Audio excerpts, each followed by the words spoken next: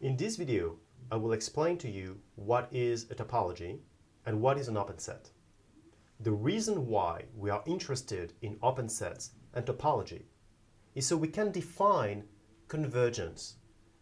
And you know convergence in the context of calculus, but we're going to extend this definition so more things can converge or not. And that, as you can see, or will see, will depend on topology. So let's start. What is a topology? Well, let me define it. We start with a set X. A topology T will be a family of subsets that meet certain criteria.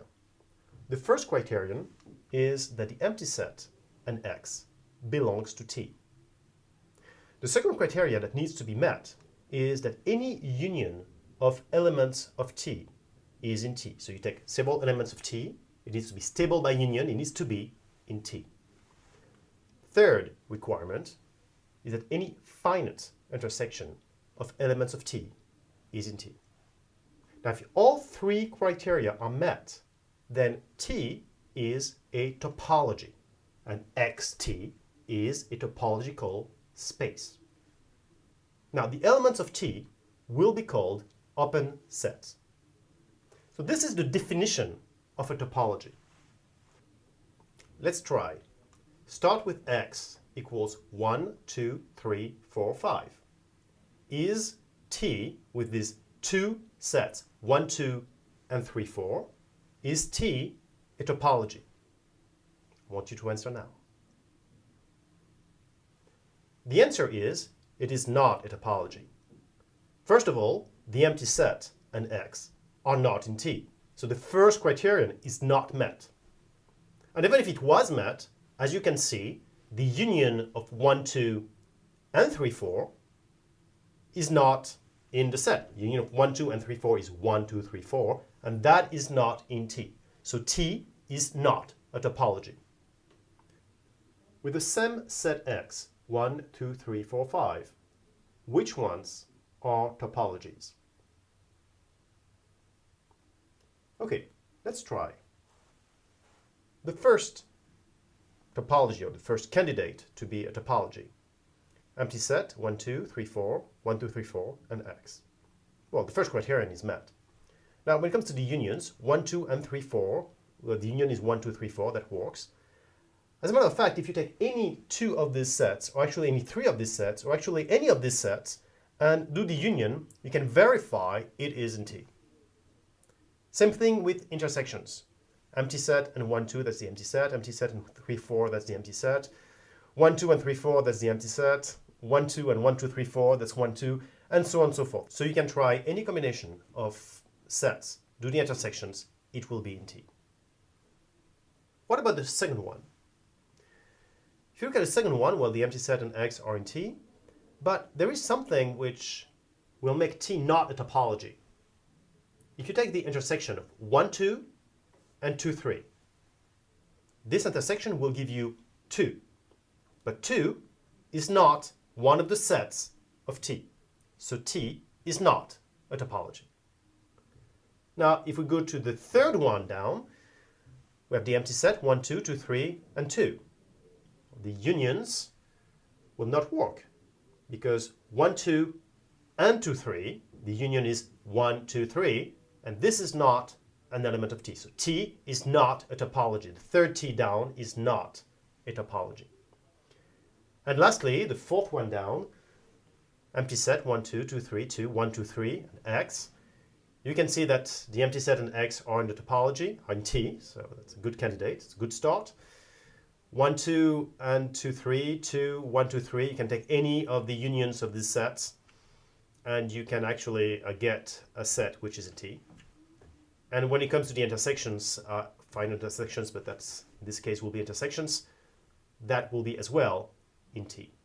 As you can see, when you have a finite number of sets, then finite intersection is not really an issue. Basically, intersections will be the same. But if we had an infinite number of sets, then you only need to verify the finite intersections of elements of T are in T in order to have a topology. In any case, here, the three criteria are met, and the last T, the last family T, is indeed a topology. Now, if I start with a family of set F and I want to make it a topology, in other words, turn the family into a topology, what can I do?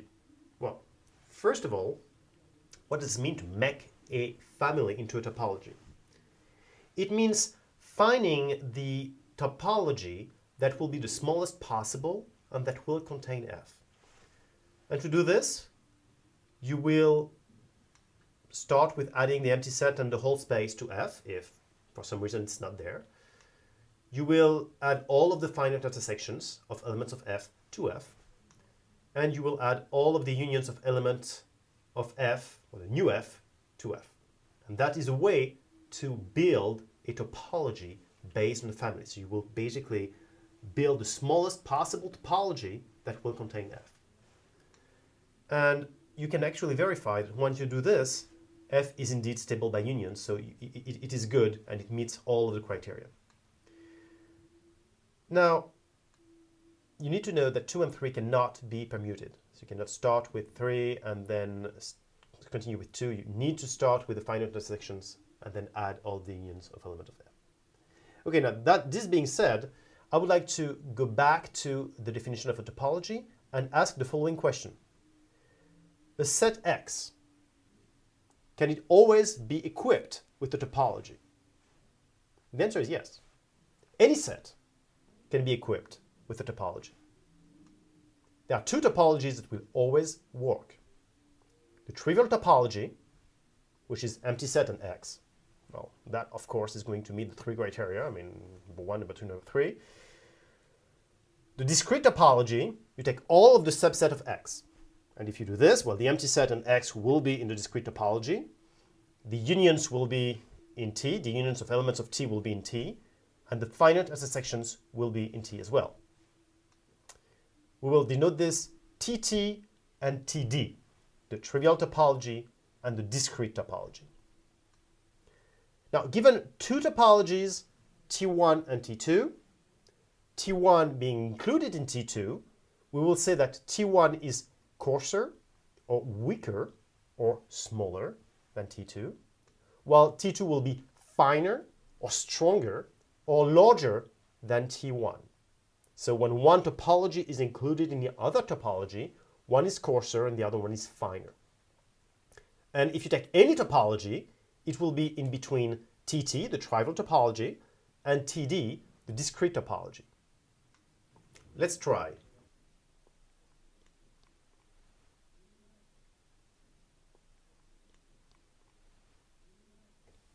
T1 is coarser than T2 because T1 is included in T2.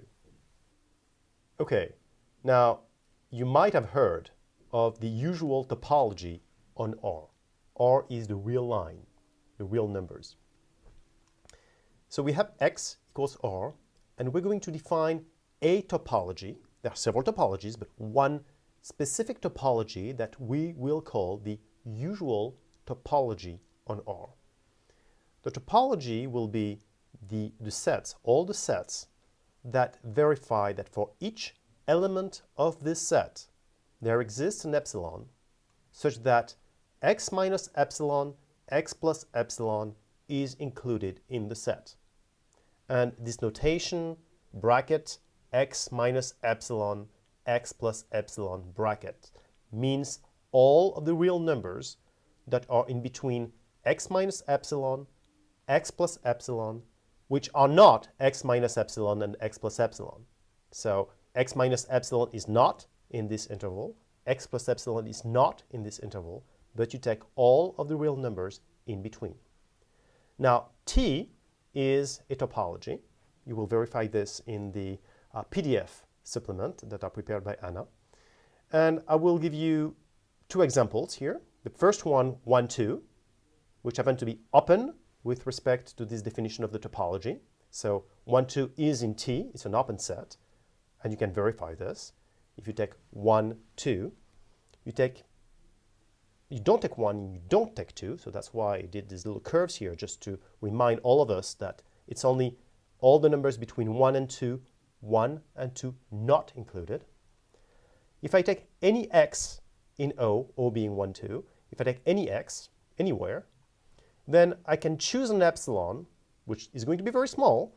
I'm going to choose an epsilon such that x minus epsilon, x plus epsilon is included in O.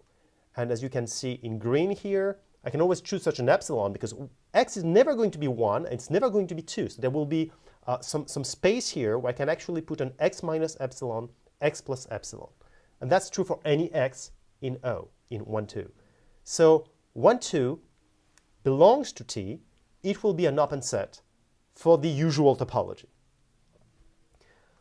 But if we take 1, 2, and you see the bracket is in the other direction here, which means that 1 is included in this space. Actually, let me actually grab this. You see, I put a dot here in 1 just to make sure we all understand that 1 is in this set, while 2 is not. Well, 1, 2 is not an open set. It's not an open set because if I actually look at 1, you see I cannot include a 1 minus epsilon, 1 plus epsilon in the set. You see, I mean, 1 minus epsilon is not going to be in the red set. So 1 minus epsilon, 1 plus epsilon is never going to be in 1, 2, no matter how small is epsilon. So for this reason, as we can see, 1, 2 will not belong to T. Therefore, 1, 2 will not be an open set for the usual topology on R. I'm now going to define closed sets. That's very simple. Closed sets are the complements of open sets. And I'm going to give you an example. It's very easy. 1, 2, 3, 4, 5. We used the topology empty set 1, 2, 2, 3, 2, 1, 2, 3, x earlier. 1, 2 is an open set by definition because that's the topology that we chose. And what we're going to have is 3, 4, 5 is going to be a closed set simply because 3, 4, 5 is x minus 1, 2. So 3, 4, 5 will be a closed set. And I would like to stress that an open set is not the contrary to a closed set. We can have sets that are closed and open. Think about it. Empty set and X will be closed and open. We can have sets that are neither closed nor open. And we can have sets that are closed and sets that are open. So it's not like a door which is closed or open. Here we can be closed and open or neither one of them. Now, let me define a neighborhood. We start with capital X, a topological space, and a small x, which is an element of this topological space. U will be called the neighborhood of X if there exists an open set V that meets two criteria. Number one, X is in V. Number two, V is included in U. If this is the case, then U is a neighborhood of X. And the set of all neighborhoods of X is denoted Vx.